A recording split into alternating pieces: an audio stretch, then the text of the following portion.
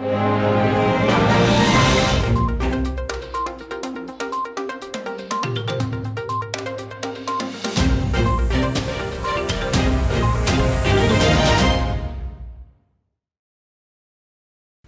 صاحب یہ بھی بتائیے گا کہ نوابزادہ صاحب نے اپنی زندگی میں پیپلز پارٹی کے خلاف سیاست کی اپوزیشن میں رہے وہ. بھٹو صاحب نے اپنی آخری ملاقات میں محترمہ کو بی بی کو نوابزادہ صاحب سے متعلق کیا کہا، اور پھر جب بی بی آئیں نوابزادہ صاحب کے پاس تو نوابزادہ صاحب نے کیوں ان کو منع کیا کہ میرا نام نہیں لینا آپ نے یہ نہیں بتانا کہ بھٹو صاحب نے آپ کو یہ کہا. دیکھیں نوابزادہ صاحب کی جو پولیٹکس تھی وہ مخالفت برائے مخالفت کبھی نہیں تھی. ان کی ہمیشہ جو پولیٹکس رہی وہ مخالفت برائے اصلاح ہوتی تھی، اور یہ چیز حکومت میں بیٹھا ہوا ہر حکمران سمجھتا تھا. اور آپ دیکھیں کہ جب وہ سٹیپ ڈاؤن کرتا تھا تو وہ بھی اسی محفل میں، نوابزادہ صاحب کی محفل میں ہی آ کے بیٹھتا تھا، اور وہ یہ چیز سمجھتا تھا کہ نوابزادہ صاحب کبھی پرسنل نہیں کسی کے ساتھ، وہ اصلاح کے لیے اگر تنقید وغیرہ ان کی ساری.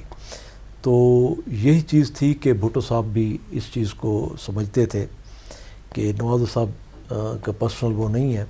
اور کچھ واقعات بھی ایسے ہوئے کہ آپ دیکھیں کہ جب یہ ہائی کورٹ کے ریکارڈ میں بھی ہے، اور بعد میں پروفیسر غفور صاحب نے یا کوثر نیازی صاحب نے اور باقیوں نے جو اپنی کتابیں لکھی اس میں بھی اس کا حوالہ انہوں نے دیا کہ جب جسٹس مشتاق نے سوال کیا بھٹو صاحب سے کہ آج آپ کہہ رہے ہیں کہ جناب ہمارے خلاف سازش ہو رہی تھی ملٹری کی ان کی طرف سے، تو کیا اس وقت بھی آپ کو یہ اندازہ تھا؟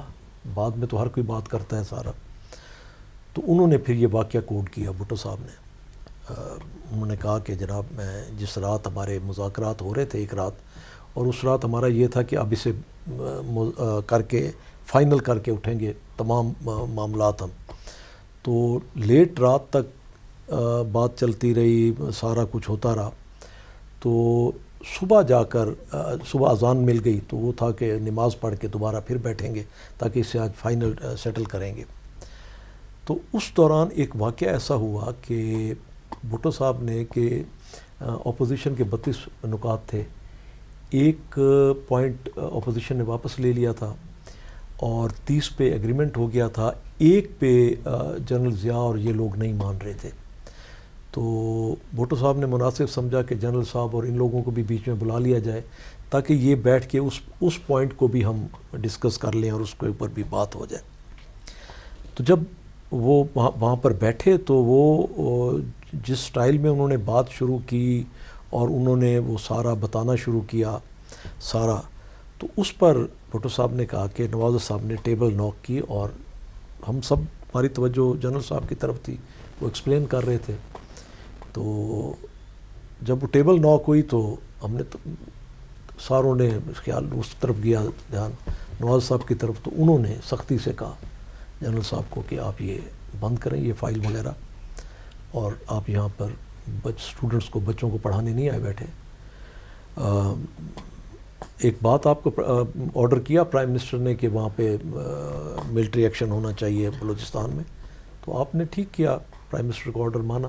اب پرائم منسٹر کہہ رہے ہیں وڈرال بیرکوں میں جائیں، بس بات ختم. اس میں یہ سارا جو ہے، تو وہ جب ایک ہو گیا تو بھٹو صاحب نے کہا کہ جناب جب وہ تھوڑا بہت مسئلہ وہ ہوا تو میں نے ایک دم بریک کر دی کہ چائے کے بعد پھر ہم بیٹھیں گے. تو اس دوران کہنے لگے کہ مجھے جب ہم آنے لگے تو نوابزادہ صاحب نے مجھے کہا کہ ان کی تھیئر ٹھیک نہیں ہے، آپ نے ان کی باڈی لینگویج اور اس سے اندازہ لگایا کہ یہ تیاری کی بیٹھے ہیں اور اب مزید ڈیلے نہ کریں آپ. تو اس دن کہنے لگے مجھے اس کا اندازہ ہوا سارا. تو وہ سمجھتے تھے کہ نوابزادہ صاحب ذات کے مخالف نہیں ہیں کسی کے، اصلاح کے لیے وہ مخالفت کرتے تھے، اور وہ سارا اسی لیے ہمیشہ ہر حکمران. میں اسی طرح کا ایک واقعہ آپ کو سناؤں کہ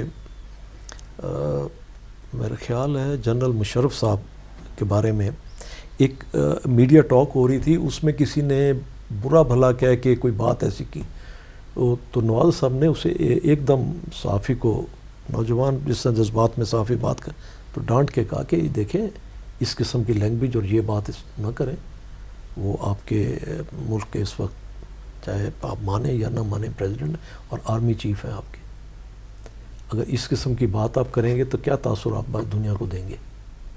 اور یہ ہماری بدقسمتی ہے کہ آج ہم جب ٹی وی ٹاکس میں بیٹھتے ہیں ہمارے اینکر صاحبان بھی میں سمجھتا ہوں کہ ان کی بھی بادشاہی ہے کہ ہم ثابت کرنے کی کوشش کر رہے ہوتے ہیں کہ جی پریزیڈنٹ غدار، پرائم منسٹر غدار، آرمی چیف غدار، چیف جسٹس غدار. سمجھ نہیں آتی کہ یہ لوگ کیا.